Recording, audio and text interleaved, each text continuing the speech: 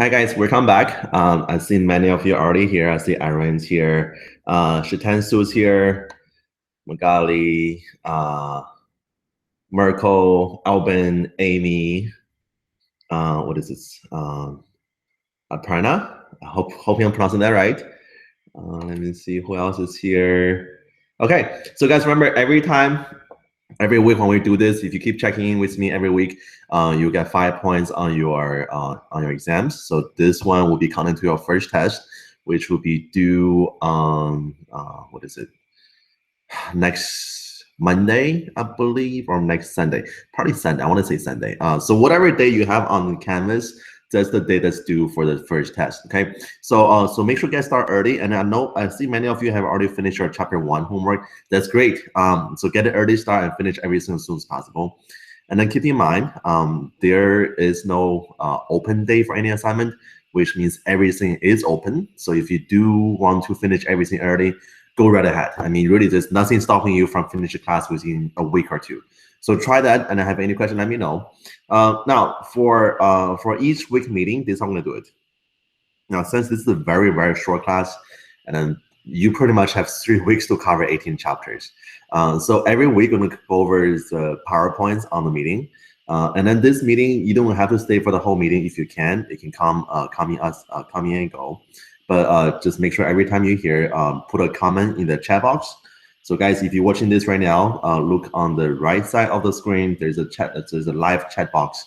So say hi. That way I know that you are here, so I can get you the extra credit for it.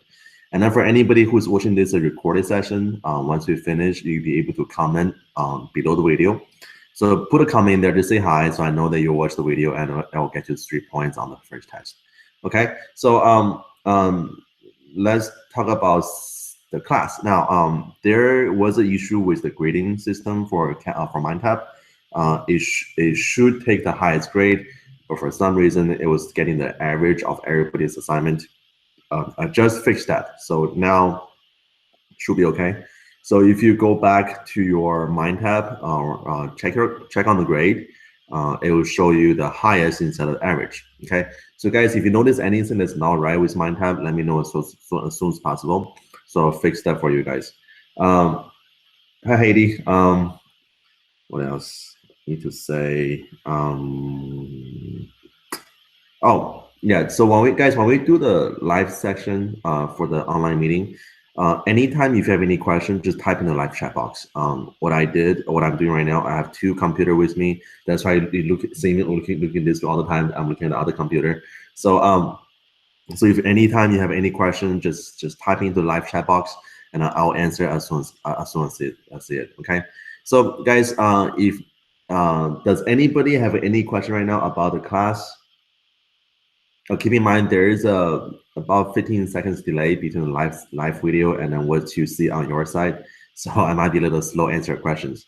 So does anybody have any questions at this time about the class?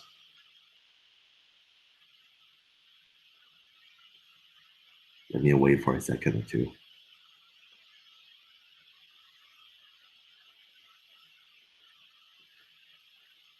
All right, so if no questions, let's start your first 6 chapters.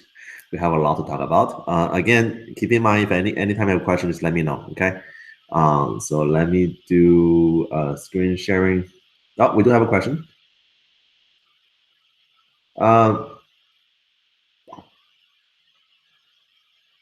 Haiti, it's better if you buy the textbook from the bookstore.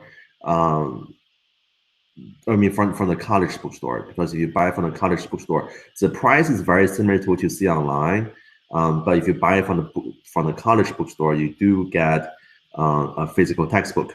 Now, guys, if you buy the access from the Cengage website, you won't have the physical book, but you have your ebook, so you still have access to a book.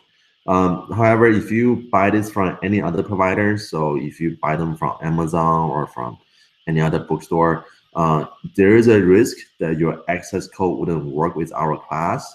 So just to be safe, it's better to buy directly from Cengage or buy from our school bookstore. Okay, and then for the PowerPoints, guys, the PowerPoint is already posted. So if you go to your, I just posted today. So if you go to your Canvas page and then look under module, at the very end of the module, I posted all the PowerPoints on there. So it's a good idea to open the PowerPoint when we go over it. So you do have questions, you can write on it and ask me when you have a chance. Okay. So guys, download the PowerPoint and then let's start our chapter 1. Chapter 1. Let me do a screen sharing.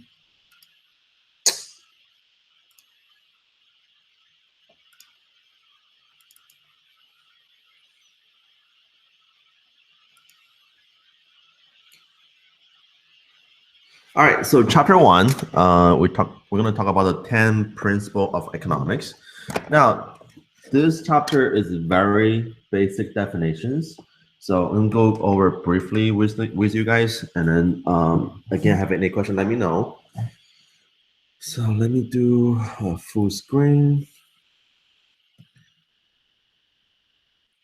All right, so know what's a scarcity. So scarcity is anytime you don't have enough of something. So scarcity is the limited nature of our society's resource. So this has to do with your gold, your silver, your lumber, your time. So any resource is scarce, we call it scarcity. And then pretty much every resource we have is scarce. And then economics study how our society deal with our scarce resource. Now, so for example, everybody want a free car. I mean, everybody want a free house, and we want to give everybody more stuff, but we don't have enough resource to give everybody all the stuff we want. So that's the study of economics. So it's how does each society manage our scarce resource? That's called scarcity. Okay, so that's that. Now the top 10 principles, or the 10 principles of economics. The first one is people face trade-off. So for whatever you do, there is a trade-off for it. So you must give up something for something else. And then that's not really important. Okay, so know what's the opportunity cost. So principle number 2, the cost of something is what you give up to get it. For everything we do, there is opportunity cost. So even for you guys right now, even when you're spending your afternoon on Tuesday to listen to me talk for an hour and a half, you have opportunity cost involved. Because right now you cannot do anything else, right? You cannot go online and watch cat videos on YouTube. So that will be opportunity cost. So for everything you do, there is opportunity cost, and because of opportunity cost, there is no free lunch. So even if somebody says, hey, hey, come with me, we go to lunch, I'll pay for it. Even that's the case, you still paying for it with your own time and also your opportunity of doing something else. So therefore, there is no free lunch. Okay, guys. All right. And then next, now, number 3, rational people think at margin. So rational people, no, the rational means you base your decisions on reasons. So for everything, there's reason for it. And when we say that it's based on margin, or thinking margin, that means you're constantly thinking about the marginal benefit with marginal cost. So if your marginal benefit is more, then you engage in activity. If marginal cost is more, then you wouldn't do it. So we think that for rational people, we think at the margin. Now incentive, people always respond to incentive. I mean, really, guys, when you're here at this point, you are responding to incentive because I'm giving you extra credit for being here live with me. Okay, so consumers also respond to incentive. That's why everybody wants to shop on Black Fridays. Now, even though that's very crowded, to be honest with you, I haven't go to Black Friday shopping for years. The last time I went, and it was probably about 5 years ago, I went to the Outlet Mall on 290. So we got there like at 4 in the morning. The parking lot was still full. And then to go to every single store, you had to wait in line outside to go to stores. So that's why we stopped going. So why do we go? Because we respond to incentive. All right, so we have a question here. So Shitan Shu said, I'm confused between opportunity cost and marginal analysis. So opportunity cost is what do you give up. The marginal analysis is when you compare what's the benefit with the cost. That's your marginal analysis. Um, how do I want to put this? They're a completely different concept. So just make sure you know that for everything you do, there is opportunity cost. I mean, even okay, so right now, you're looking at what is the opportunity cost of listening to me talk. So you cannot play game anymore. You cannot watch TVs anymore. So that's your opportunity cost. Now, if you want to use marginal analysis about this situation, you can think about, what is the marginal benefit of listening to me talk, and what is the marginal cost of listening to me talk. So the marginal benefit will be, getting the information from the class, you're getting some educations, you're getting some extra points on the first test. The marginal cost is that you're spending all this time with me. So you compare what's your marginal cost, marginal benefit. So that's your margin analysis. Okay, so hopefully that answers your question. All right, let's keep going. Now, guys, we're gonna cover a lot of stuff. So so just ask me a question if you don't understand this, okay? Number 5, trade can make everybody better off. Now, if you listen to the last election between our first orange president or our first lady president, you probably thinking the trade is bad, especially when everybody mentioned about NAFTA. Apparently, everybody hate NAFTA. But once you go on to chapter 3 and also chapter 9, you're gonna know that for the entire society, trade is good. So trade can make everybody better off. I mean, we don't have to think on the bigger picture. If you would just think on the smaller picture, that we do trade with each other all the time. For example, here, I mean, you guys, anybody here ever killed a live chicken before? Anybody ever killed a live chicken before, or remember when the last time you killed a chicken? See, the reason why we never kill chicken anymore because we trade. We trade with our with other members of our society for what they're good at. So we do what we're good at, and they do what they're good at. Therefore, we don't kill chickens anymore. So somebody else kill the chicken for us. So we do trade, and trade does make everybody better off. All right. Let's keep going. Next one. Number 6, markets are usually a good way to organize economic activities. So a market is defined as a group of members come together. So group of sellers and buyers come together, we call it a market. So this doesn't have to be a physical location. I mean, really, right now, the biggest market you have on the internet. So eBay's, Amazon's, so those are the biggest market. And then for every market, they try to answer 4 questions. Is what do we produce? How do we produce them? How much do we produce, and who do we give it to? So depends on which economy you're talking about. These 4 questions are answered very differently. For the market economy, these 4 questions are answered within the market. So it's a decentralized process where the buyer and seller meet in the marketplace and decide, all 4 questions of what do we produce, how do we produce them, how much to produce, and who do we give it to. Now, on the other side, let me see if it's listed on here. It's not listed. Okay, so there's one that's not on the PowerPoint. There's another type of market structure. It's called a centrally planned economy. Now, if you look at the old Soviet Russia, also your current North Korea or Cuba or Myanmar, so those are still under the communist system. And the communist system, they're called a centrally planned economy. It's where the government decide all 4 questions of what do we produce, how do we produce them, who do we give it to. So they work very differently. So government decide, every single decision process in the economy. Now, for the market economy, this theory was made famous by an early economist named Adam Smith. And in his book, The Wealth of Nations in 1776, he keyed this term called invisible hand. Now, invisible hand is not somebody who tried to touch you. Invisible hand is the invisible forces that's behind the market that's pushing the market to a certain direction. That's called invisible hand. Okay. All right. Let me see. Number 7. Government can sometimes improve market outcome. So this we're going to talk more about in chapter 10, chapter 11, or the chapter 10, chapter 11. Okay, so market failure. Market failure is anytime the market fail to allocate society resource efficiently. So the market economy is good, but it's not perfect.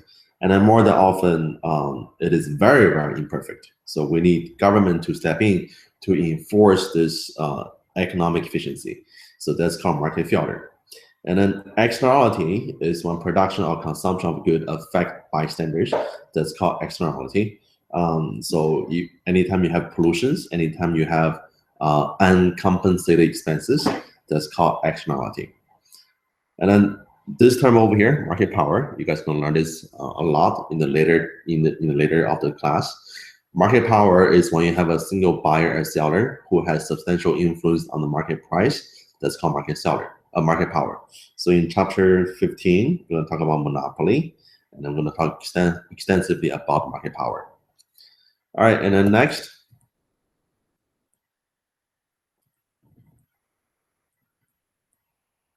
number 8, country's standard living depends on its ability to produce goods and service. So keep this in mind, guys. We don't care about how much money you have. And then trust me, you don't care about how much money you have. I know you care right now, but trust me, you don't care about it. What you care about is how much stuff you have. So imagine the guys, let's say, Aaron, I give you $1 million, but with one catch. The only catch is that you can never spend it. You can look at it, you can touch it, but you can never spend it. Then what's money good for, right? Nothing. So money is only good when you can actually go buy good and service. That's why I say that we don't care about your money, we care about your stuff. So for entire country, same deal. For entire country, your standard living, so how poor or how rich country is, doesn't depend on how much money they have. It depends on how much good and service they have. So the more good and service you have, then the better the economy is. And then really for our economy, for US, we produce the most good and service. That's why the US economy is number 1 in the world. All right, go to the next one. Number 9, price will rise when government print too much money. So that's called inflation. When you have too much money, money become worthless. Now, money is like everything else. So money, for everything we have, the more you have it, the less valuable it is. So the less you have it, the more valuable it is. So if you have too much money, then money becomes worthless. So when you go buy stuff, you need more money to buy stuff. Therefore, we call this inflation. And inflation is bad. Okay. And last one, number 10. We're going to touch briefly on this. So societies face a short-run trade-off between inflation and unemployment. It's just that every time there's inflation, usually unemployment is low. Every time there's very low inflation, we tend to have very high unemployment. Luckily, at this point right now, for our economy, we have very, very low inflation. So our inflation for 2016 is about 1.5%, which is very, very low. And then we also have a very low unemployment rate. So right now, the last time I checked was at 4.9%. So currently we have both low inflation and a low unemployment rate. Okay, so can I explain the effect of inflation on economies on the economy? Sure. So how do I put this? So inflation is when price goes up. Now, normally when we have a little inflation, it's good, because when you have a little inflation, that means for business, we're sending the right signal. So with little inflation, when price going up a little bit, the price of the stuff business sell is also increasing. So we're telling the businesses, hey, business, we like your stuff. That's why the price is increasing. And then you should hire more people. So therefore, company hire more people, and then more people getting employed, we have more income, and we buy more stuff, and the price continue goes up. So little inflation is good. It does push the economy forward. But if you have too much inflation, it can be very, very bad.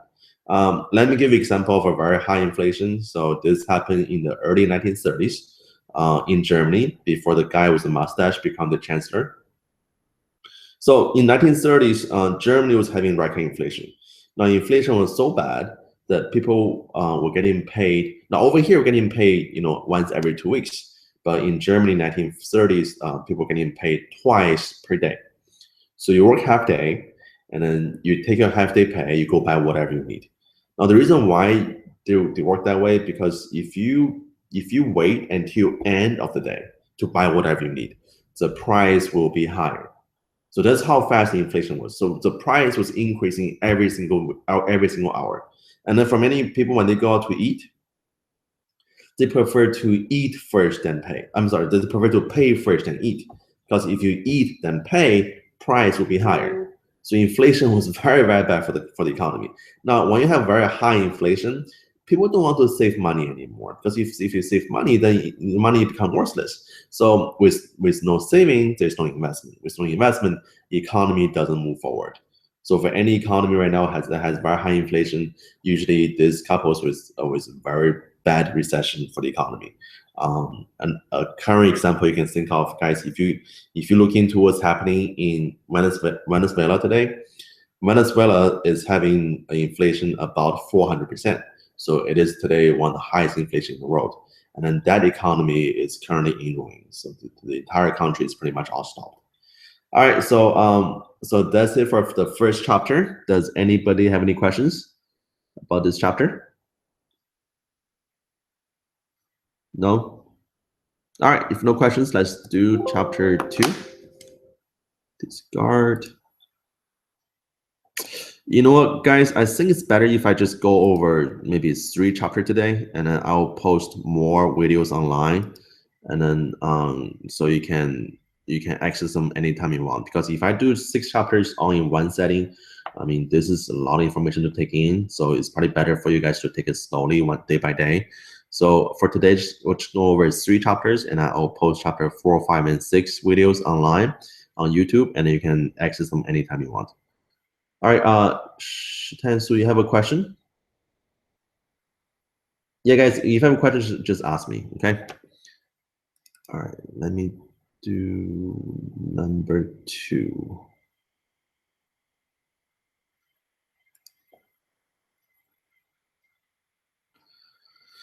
All right, number 2, chapter 2, the first part is very, very basic. Just talk about what is synthetic model. I mean, this is just definitions. You guys can follow this by yourself. Now, your first model is called the circular flow diagram. So for the circular flow diagram, it has 2 actors. So it's your household and your firms. And I also have 2 market. It's market for goods and service, and also market for factory productions. So this circular flow diagram shows you how dollar flow in the economy among household and firms. Okay. So first, you need to know what's a factory production. So factory production is what do we need. Oh, Haiti, for the PowerPoint, when you go to Canvas, go to the module page, and then it's at the very end of the module page. So go to the very bottom, right below final exam. That's where you find out the PowerPoint. And also you can find it on the file section of the Canvas, but it's easier if you just go to module. Okay, let me know if you cannot find it. All right, so guys, for factory productions is what do you need to produce something. So for factory production, you can put into 3 categories. There are land, labor, and capital. So land is more than just the land we're stamping on. So land is also all the resources in and on the land. So your water, your air, your gold, your lumbers. So all those natural resources. Oh, I'm sorry, that's land, not labor. They're part of land. Now labor, they're the workers you can hire in the company. So they're the people. They're also the human knowledge. It's called labor. And last one, capital. So capital, they're the buildings and machines used in the production. Now, if you notice that in this factory production, so the resource the economy need to produce goods and service, then we don't have money here, right? The reason why, because money is not part of factory production. Because for any company who are making stuff, they don't need money. Now, you need stuff. Remember, money is not important. What you need is stuff. So that's why money is not part of our factory production. Okay. All right. So we have our household. So household, We own the factory production, so we own the land, labor, and capital, and then we're going to buy and consume good and service. And then for firms they will buy or hire factory productions, so they'll buy capitals, they will hire laborers, and then usually produce good and service, and then they will sell good and service. So we're going to have two markets. The first market is the market for factory productions. So you can think this as our maybe labor market. So for this labor market, our household is on the supply side of labor market, and then firms, they're on the demand side of labor market. So be careful which market you're talking about, because this supply demand side are switched. Okay, so remember that for the market for factory productions, household on the supply side, firms on the demand side. And then once firm demand the factory production, they will pay our household with wage, rent, and profit, and our household will call this one income. Now on the other market for market for good and service, now this one is reversed. So now you have firms who are on the supply side, and then household on the demand side. And the household will spend the money, and then firms will call this one revenue. So if you notice that we have two circles here, so one inner circle goes this way, and then the outer circle goes this way. So the red circle, the inside circle, that shows you how resource flow in the economy. And then the outer circle, the green circle, shows you how money flow in the economy. All right, now the second factor, the second model is called the production possibility frontier.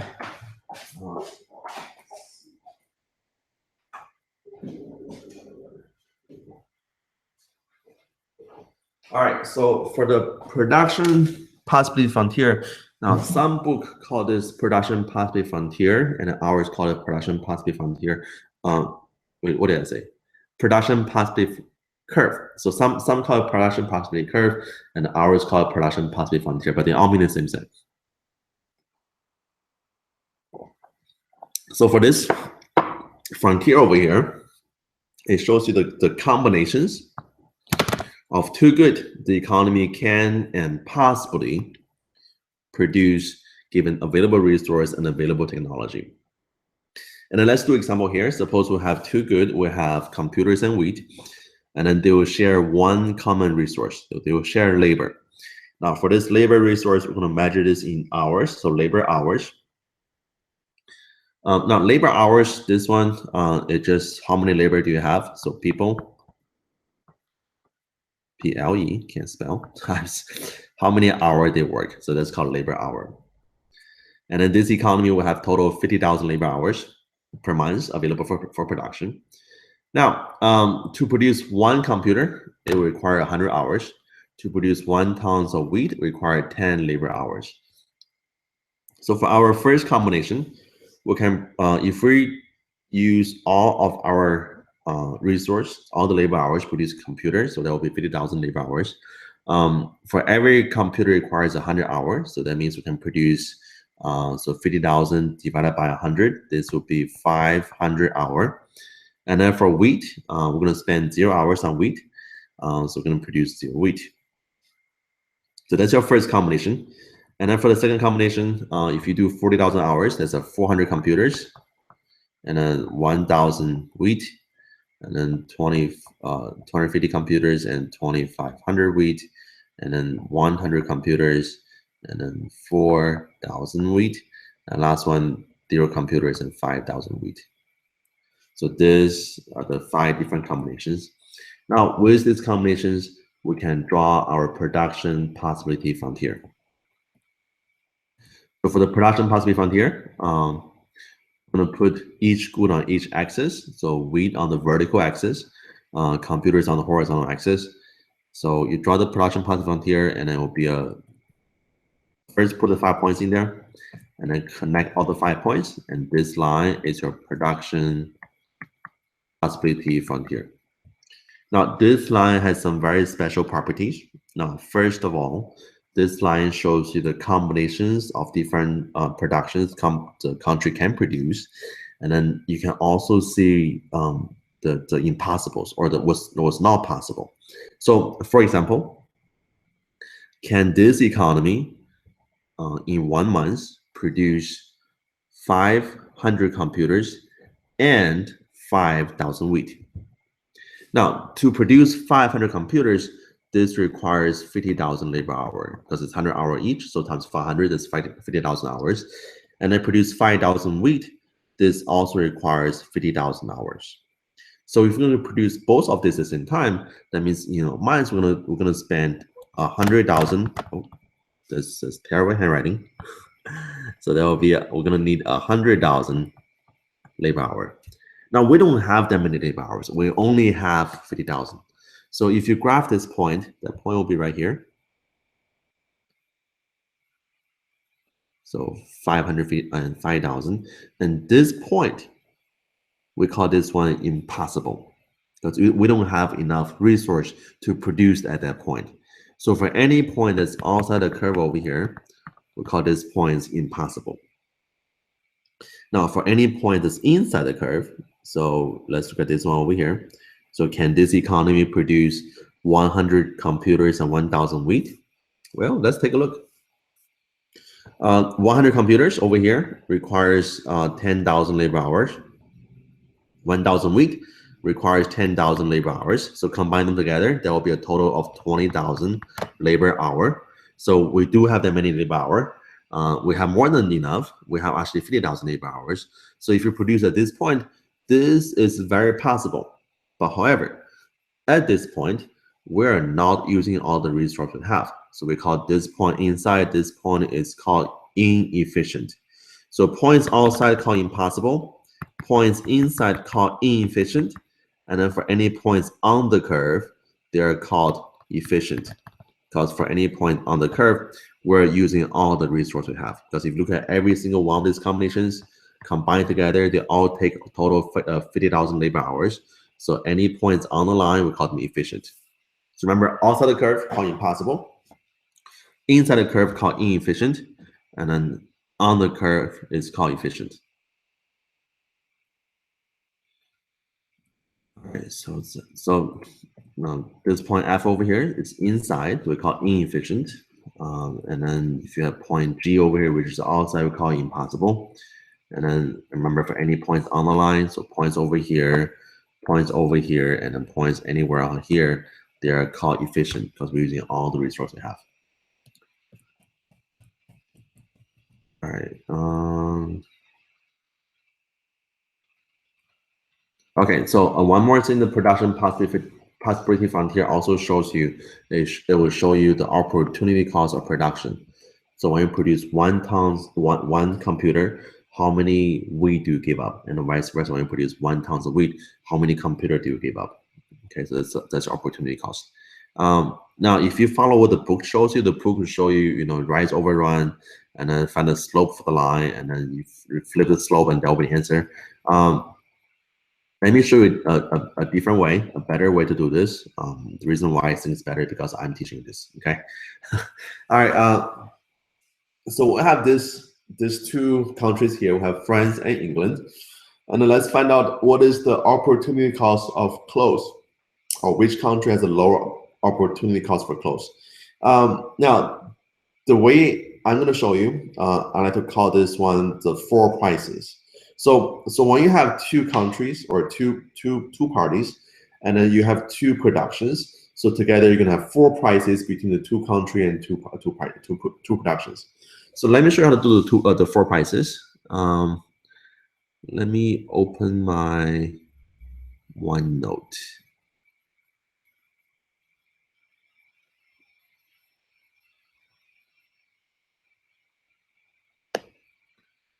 Put on the side.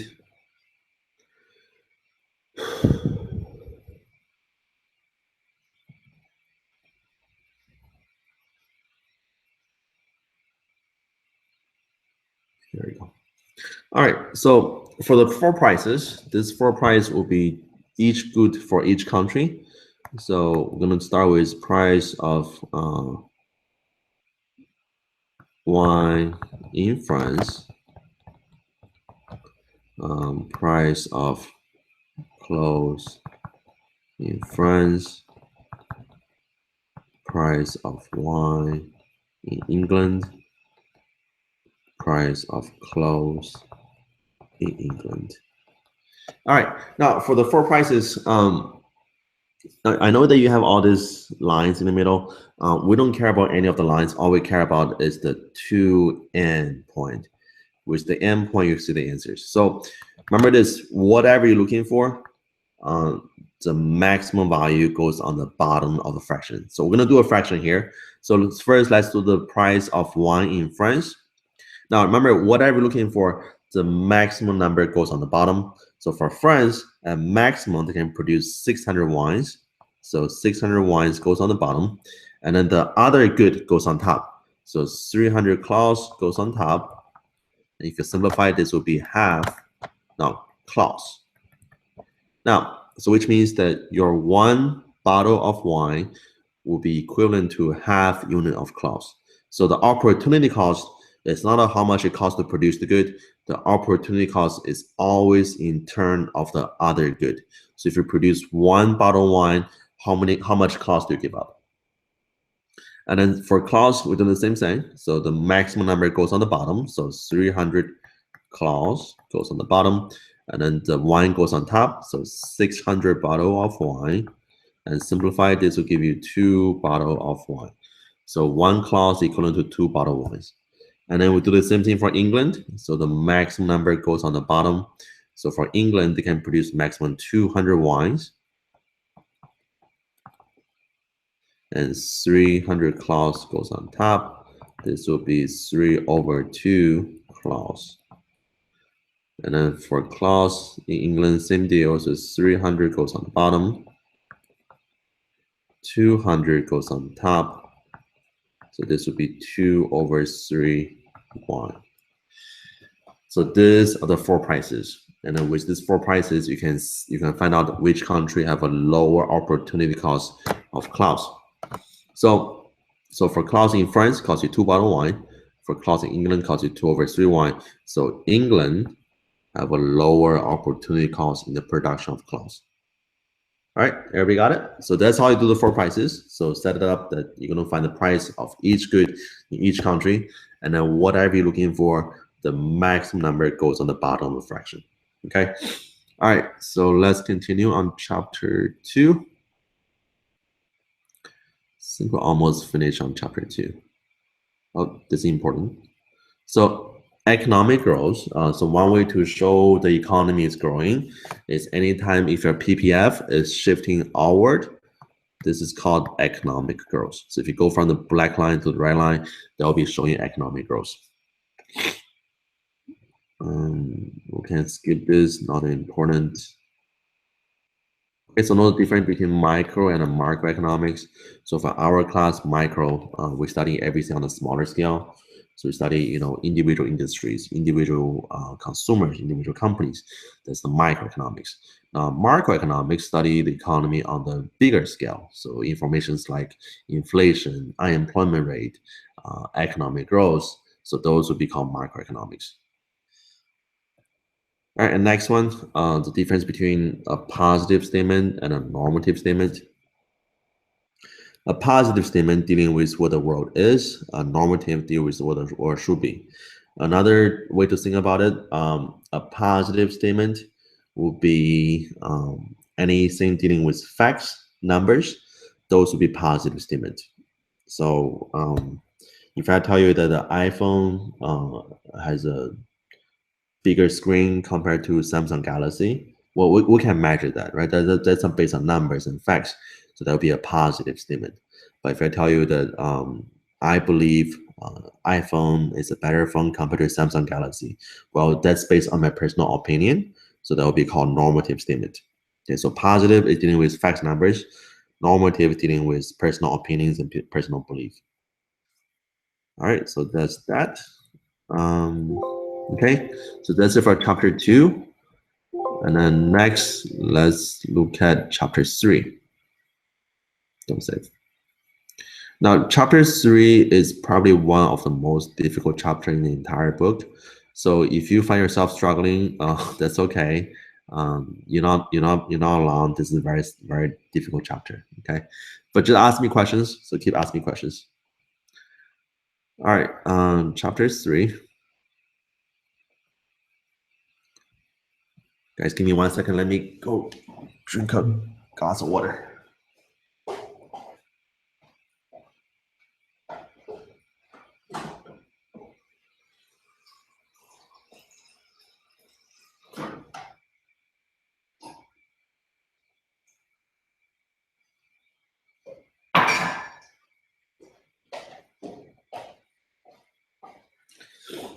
All right, chapter 3. All right, so we're gonna have two countries, US and Japan, and they will produce two goods, so computers and wheat, and they will share one common resource. Again, it's labor, so they will share this labor hours. I mean, they don't share, but they each have labor hours. So first, let's look at US. So for US has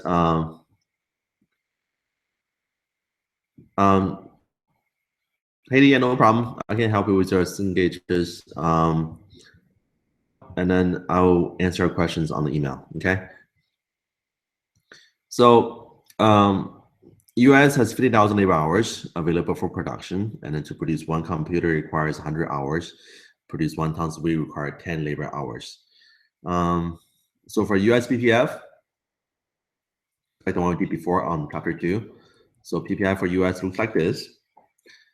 And then let's suppose for US before trade, we're going to do half and half.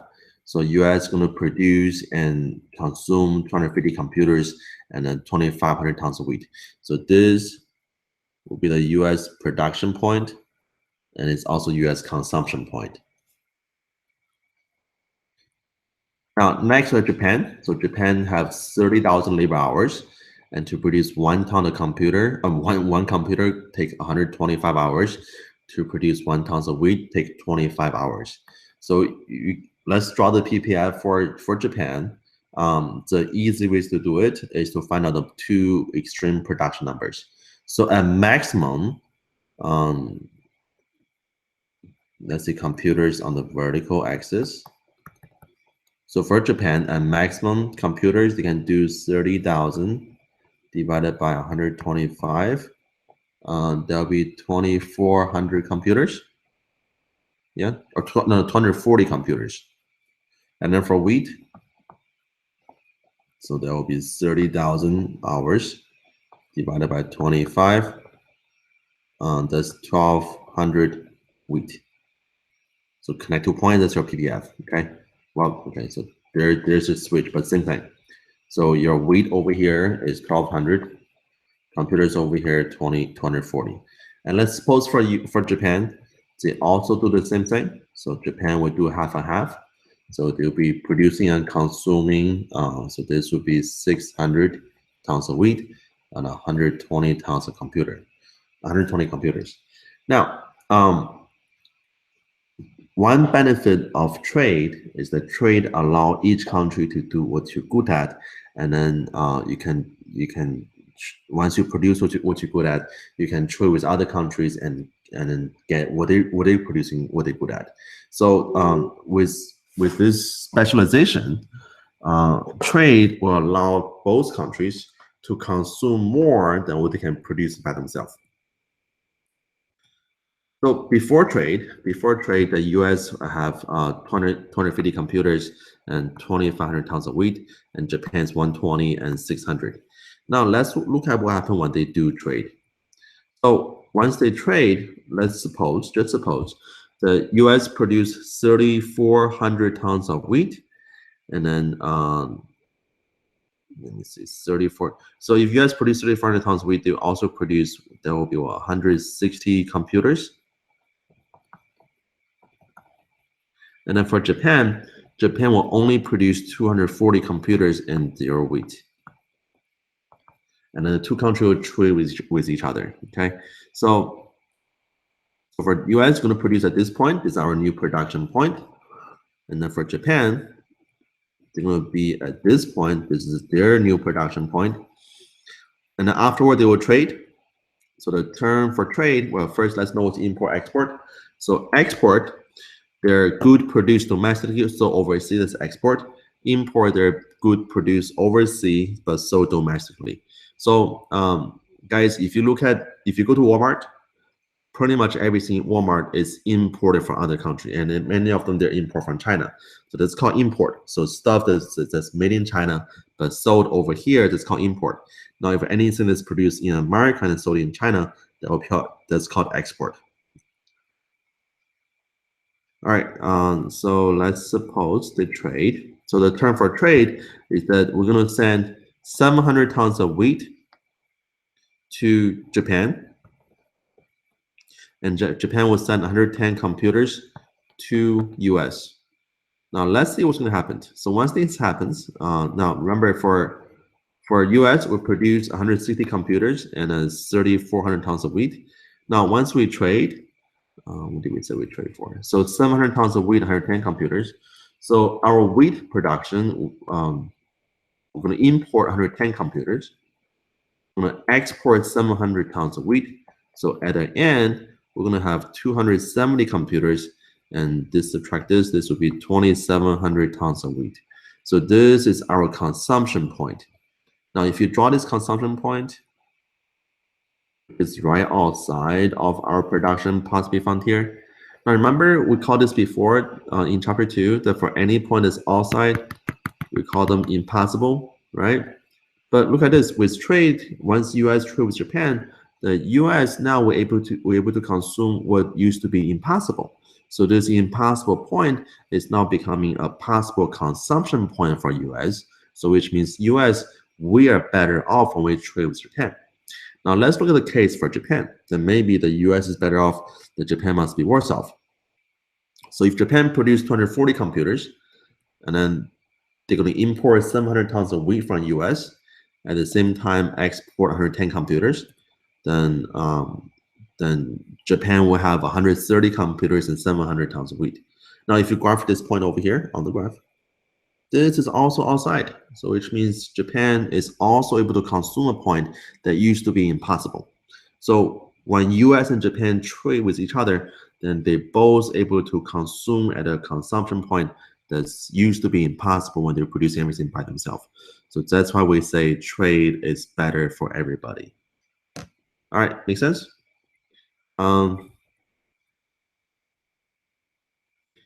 First, know what's the absolute advantage. So absolute advantage is the ability to produce the good using fewer resources than other country. That's called absolute advantage.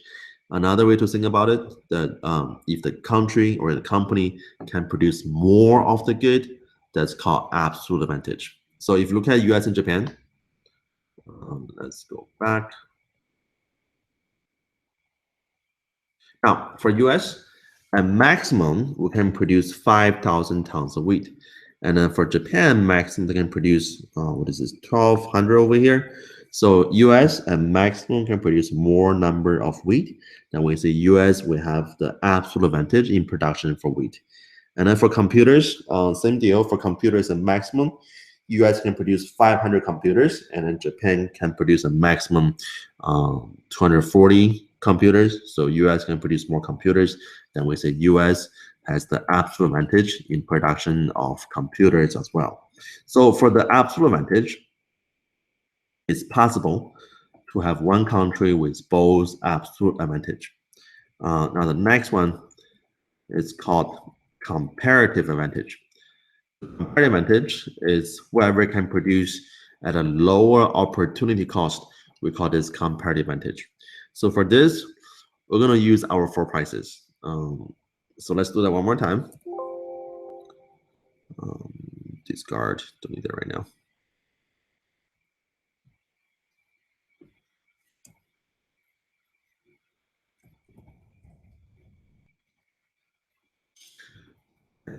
So we have price of computers, price of wheat, price of computer for Japan,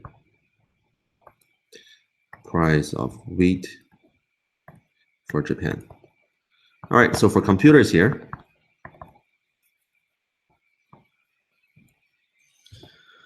Now remember, whatever you're looking for, the maximum goes on the bottom. Okay, so for computers, the maximum can produce for US, there will be 500 computers.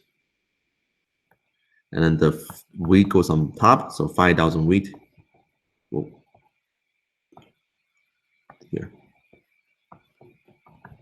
So simplify this will be 10 wheat.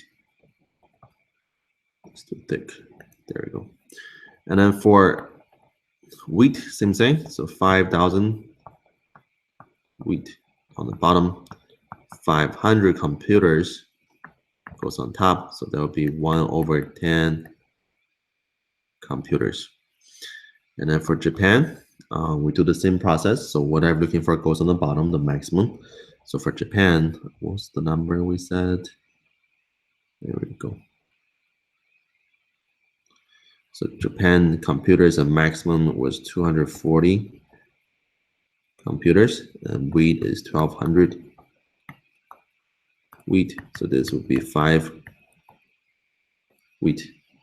And then for now, guys, let me show you a trick. When you do the 4 prices, once you find the price of one good for the price of the other good in the same country, all you're gonna do is just flip over.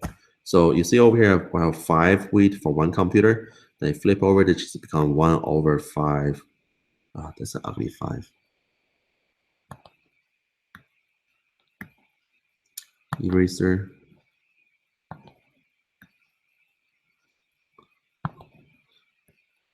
One over 5 computers. So for every of these prices over here, they're just reciprocal of each other. So once you find the price of one good, then for the other good, just flip over.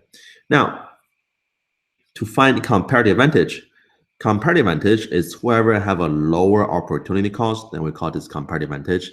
So let's see who has a lower cost over here. Now, for computer production, in Japan, one computer costs you 5 wheat. In US, one computer costs you 10 wheat. So US has a higher cost of computers. So we say Japan, which have a lower cost, this is the comparative advantage for Japan. And then for the wheat production, for US, one wheat costs you 1/10 computer. One wheat in Japan costs you 1/5 computer. So US has a lower price on wheat. Then we say US has a lower opportunity cost, and then US has a comparative advantage for production of wheat. Now, for absolute advantage, it's possible to have one country with both advantage, but for comparative, it's always one country, one comparative advantage. So if Japan is good in computers, that means automatically US must be good in wheat production. Okay, so make sure when you guys do this on the test, on the quiz, that if you see one country with 2 comparative advantage, that means something's wrong. You shouldn't have that. Okay, there's always one country, one comparative advantage. So Japan good in computers, that means automatically US must be good in wheat. All right, so we have a question here. Why do we have computers under computer? Shitansu, I don't know what you mean by that.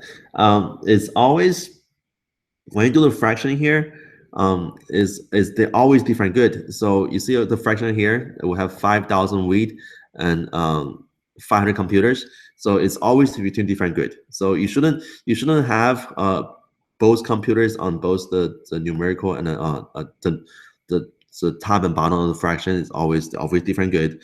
But what you need to remember is that whatever you're looking for, so you're looking for computers, then always put the computers on the bottom of the fraction. So whatever you're looking for, it goes to the bottom of the fraction. Okay. If you do otherwise, you get it wrong. So make sure to do that. Okay. So whatever you're looking for, you put the computers on the bottom. Dividing like we calculating the. It's just the way it is, because what you try to find out, the opportunity cost of one computer in terms of wheat. So we need to put the wheat on the top of the fraction here. So that's why the wheat goes on top and then computer goes on bottom. Okay. All right. So let's see what else we have. I think that's it for this chapter. All right, guys. So this is it for chapter 3. Does anybody have any question at this point right now? I mean, this can be anything. This can be from anything from the first 3 chapters or anything regarding to the class in general. Let me wait for a couple of seconds. So there is a delay.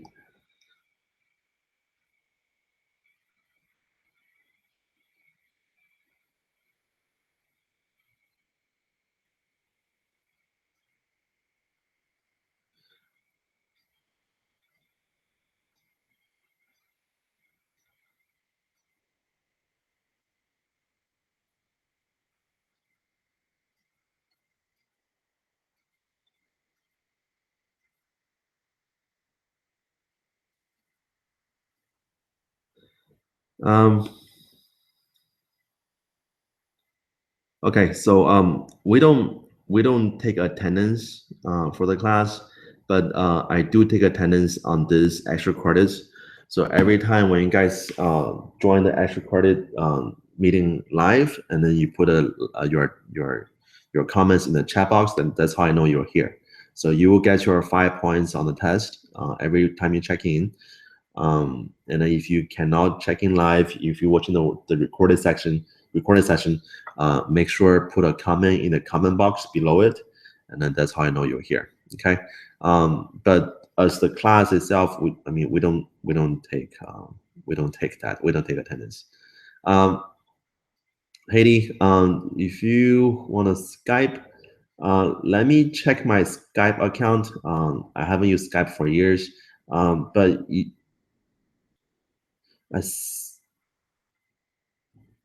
have you ever used Google Plus before?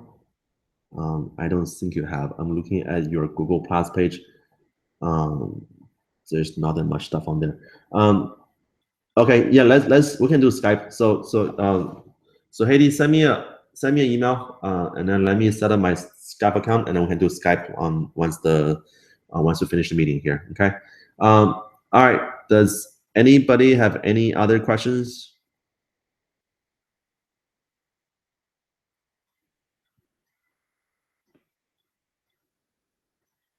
Any questions?